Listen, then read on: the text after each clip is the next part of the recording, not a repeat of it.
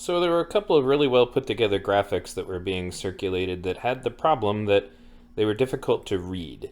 So I managed to find a way to kind of blow them up and look at them. But they played into the issue of what I've been telling you guys, that even on the left, we need to be concerned about the social justice movements.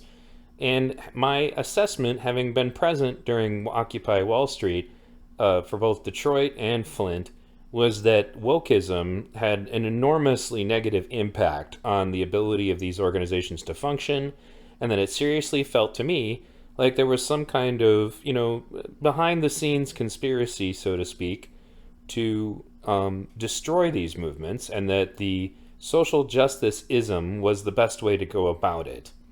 So one of the things that this guy did, and he actually, I guess his name was Zach Goldberg, he said, "I spent some time on LexisNexis over the weekend. Depending on your political orientation, what follows will either disturb or encourage you. But regardless of political orientation, I'm sure we can all say, holy fucking shit."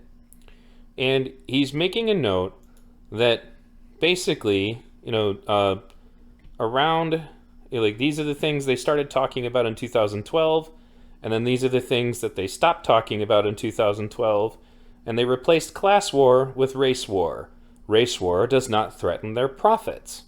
And so he made two different things that I found about this, and this one was the social justice movement exists to protect Wall Street. And he does a great job of looking at, some trends that are available, via the website that he just listed. Use of social justice terminology in New York Times per article.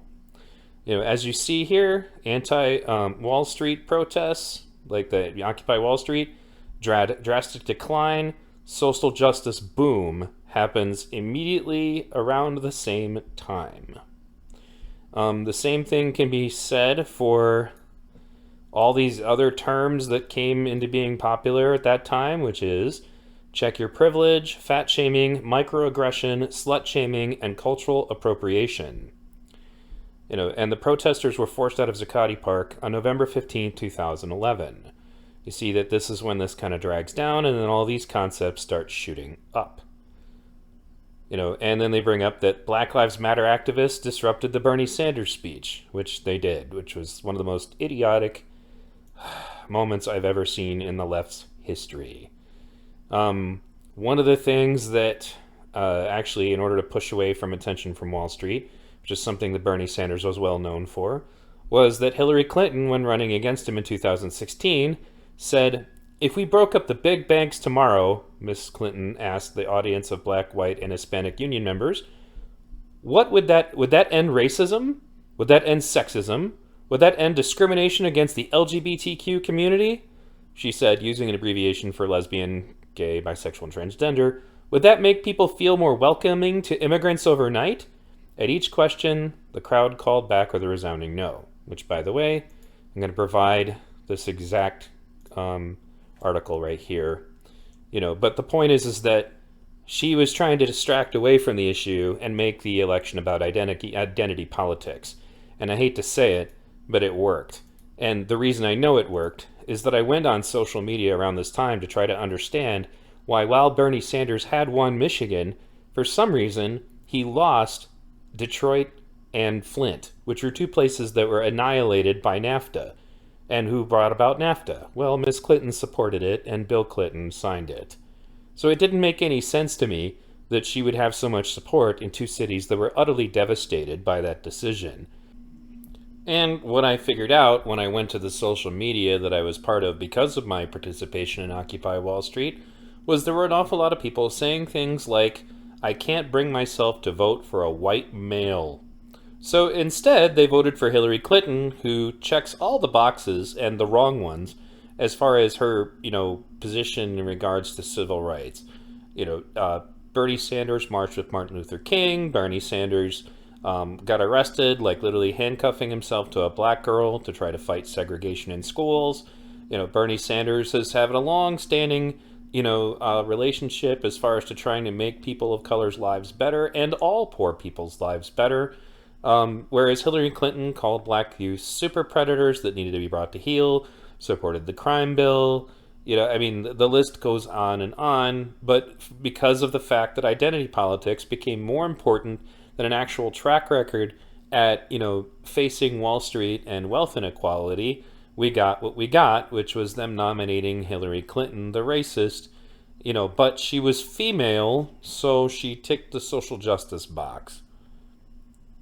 But with that said, basically, she's like, if we broke up the big banks tomorrow, she's trying to say that doesn't address, all the woke stuff, race, sex, gender, LGBT, whatever. So this isn't an illustration of the fact that the attitude at the time was to try to figure out a way to distract away from the issue of the banks, which is what Occupy Wall Street was fueled by, was the bank bailout, and instead to try to draw attention to all of these other issues. So, they also go into explaining what COINTELPRO is, which was admitted by the CIA that they do this. And there was a lot of evidence when we were in Occupy that some of the camps had been infiltrated in certain ways. And I would dare say, as I'm starting to look at what's going on with Antifa lately, especially since we had to deal with their bullshit back then, that it's entirely possible that Antifa's entire existence is there to make the left look fucking crazy. So, this is an example of that, and they give, this document, which you can find online, but it's basically the CIA and FBI admitting that these sorts of things happened. But one of the things they bring up that happened during the course of Occupy Wall Street that created a lot of division was the progressive stack. Now, for those of you who've never been to an Occupy meeting or event, let me explain what stack is. We did most of our decision-making through the process of consensus. And generally, it was actually a pretty good system. There'd be a facilitator up there who would make sure that people, didn't talk over top of each other and made sure that everything got addressed. And you would get in stack based on, when you actually chronologically walked up and got yourself put on stack. Well, when the woke stuff showed up, the stack, as far as to who would get to talk and how long and when, was turned into a progressive stack, which is a technique designed to ensure that people from marginalized groups get a chance to speak. It is sometimes an introduction to or stepping stone to consensus decision-making, in which simple majorities have less power. The theory behind the progressive stack is to counteract the experience that people who are part of the majority of a dominant culture are generally encouraged to express themselves, while people from minority or non-dominant groups are mostly silenced or ignored.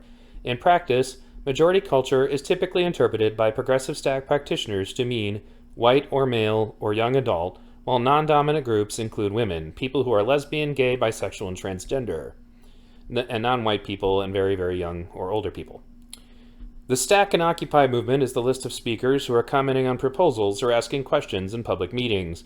Anyone can request to be added to the Stack. In meetings that don't use the progressive stack, people speak in the order that they were added to the queue. In meetings that use the progressive stack, people from non-dominant groups are sometimes allowed to speak before people from dominant groups by facilitators or stack keepers, urging speakers to step forward or step back based on which racial, age, or gender group they belong to. The progressive stack concept is controversial inside the Occupy movement and has been criticized as forced equality, racist, sexist, and unfair. It has been adopted for Occupy Wall Street, but not for all Occupy locations. Now, they did this in some of the meetings I went to, and not in others. It doesn't help that I went to multiple camps, so therefore my experience is going to be different. But, that they point and they link, for example, the idea of the COINTELPRO. So the intended effects of FBI's COINTEL was to expose, disrupt, misdirect, or otherwise neutralize groups that the FBI officials believed were subversive by instructing FBI field operatives to, 1, create a negative public image for target groups, by surveilling activists and releasing negative personal information to the public. So example, negative public image might be dumbass shit like Antifa walking around behind our peaceful marches and breaking shit. Yeah. Break down internal organization, create dissension between groups, restrict access to public resources, restrict the ability to organize protests, and 6, restrict the ability of individuals to participate in group activities. This was a 4chan statement about this, and said by Anonymous, as someone who participated in Occupy Wall Street, I can confirm that this is one of the reasons why the protest failed, if not the main reason. I can't begin to tell you how many meetings were derailed by women and minorities obsessed with identity politics. Time and again, white guys would provide plans for organizations to suggest strategies, and began outlining steps to the realization of a goal that the group had agreed upon. Their plans were almost always met with objection from feminists, queer activists, blacks, Latinos, et al. A lot of these times, these people didn't even have specific points of concern. They just stood up and started complaining about the lack of diversity, the victimization of their specific identity group, etc. Always, always, always reminding everyone about how everybody was victimizing them. What happened? Smart, able, organized white guys left the protest. They threw up their hands and walked away. I was one of those people. It did more to change my political views than any book or screed or barroom conversation. I am still a far leftist, but I fucking despise identity politics more than anything. I'm convinced it's the reason why the left is so absolutely fucked and useless today. I would agree. So did Derek Jensen. Anyway, revealed how the FBI coordinated to crack down on the Occupy movement. I did actually pull up this article, and I'll link it in the description. I've actually interviewed, or rather my show, North Virginia Patriots, interviewed Naomi Wolf. I didn't get a chance to talk to her myself. But that was on her book, I want to say Freedom to Fascism. But she's still being really kind of dog whistling about how there's a lot, not dog whistling, but basically just trying to sound the alarm that, that fascism is a problem. But she's actually more concerned about vaccine mandates, which is ironic because she's a heavy Democrat and feminist. But she's been tracking this issue and been concerned about fascism taking over for quite some time. And anyway, so this kind of goes into a little bit of it, but there's much more detail as far as to some of the things that were talked about and some of the things that were not talked about. And actually, here's the Naomi Wolf article that I was talking about that I will link, but it talked about not only about, this is another one of the major differences. So for example, there was a huge crackdown on Occupy with a lot of police brutality, whereas for some reason, instead, Antifa and Black Lives Matter are basically allowed to do whatever the hell they want, because at this point they're not talking about banks. They're talking about white people or whatever other, enemy group that they've created for themselves in the moment. So anyway, I'm going to move on to this one. And in this one, she, or I'm not even sure, oh yeah, he actually said, just shows the different graphs here. Time series of Occupy Wall Street between 1980 and 2018. These are the things they stopped talking about, which was Occupy Wall Street itself. Bankers, basically talking about bankers between 1980 and 2018. You watch this. Here's the end of Occupy Wall Street, just starts to decline. They stopped talking about bankers largely. And then remember the bailout? The media sure doesn't. See how we go from up here, we're talking about the bailout, and then it just starts to fall away.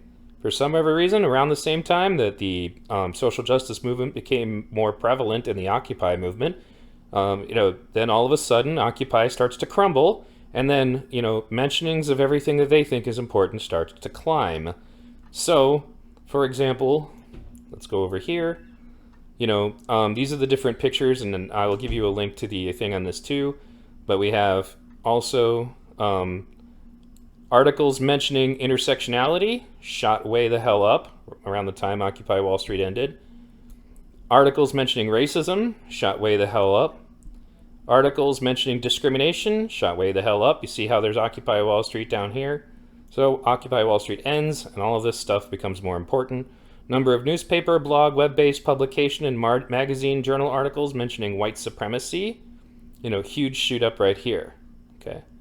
So, and the point that they're making here is that they replaced class war with race war. Race war does not threaten their profits. If we can just, be fighting each other over racial issues, then we're not talking about the bank bailout. We're not talking about, the bankers themselves getting all the money that they got during the bank bailout. We're not talking about the things that Occupy was bringing up. We're just talking about this other shit that isn't really helping anybody and doesn't even seem to actually be fixing the problems that they think that they're trying to fix. In 2010, 2012, people took to the streets to protest the bankers and bailouts. The protest was called Occupy Wall Street, and it was eventually destroyed by the introduction of SJW causes and the progressive stack. Well-funded academics infiltrated the movement and forced these borders of race into a class-oriented discussion. So in other words, discussion of us being a unified movement that was fighting for the sake of the poor and workers against the big banks and corruption in the government suddenly became about, no, we need to fight white people. And I remember in particular, one thing that stuck out in my experience at Occupy Detroit was that there was a moment when they had finally passed a resolution to be sure that no white males would ever be allowed to speak on behalf of Occupy Detroit. That's fucking bullshit.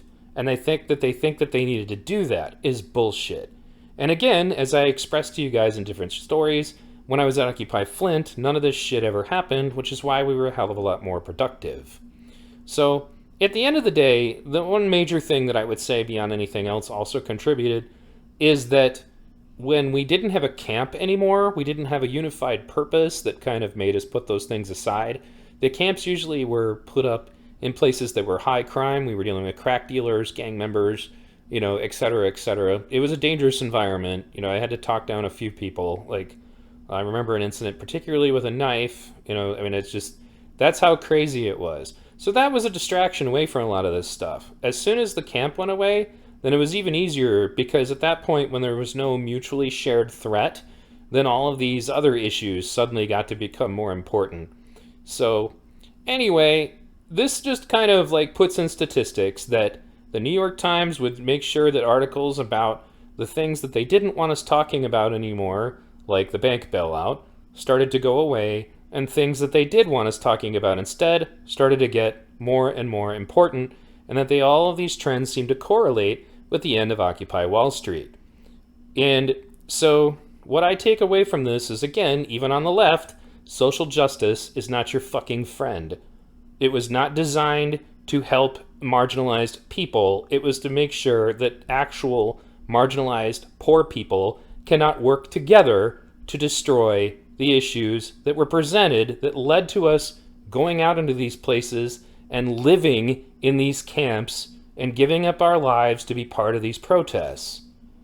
That was the stuff that they wanted us to stop talking about. That they didn't want us to be discussing any of the things that unified us. They wanted us to be discussing horse shit that divided us. So, anyway, I'll provide links to this stuff in the description. Thanks for listening.